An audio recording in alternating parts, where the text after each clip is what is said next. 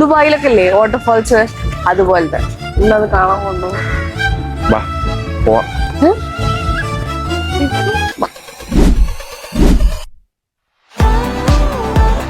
ഭാര്യമാരുടെ സന്തോഷമാണല്ലോ നമ്മുടെ സന്തോഷം. അതുകൊണ്ട് ഞങ്ങൾ അവിടെ പോയി. പക്ഷെ വണ്ടർഫോൾ കണ്ടപ്പോൾ വളരെക്കാട് എൻജോയ് ചെയ്തത് ഞാനാണ്.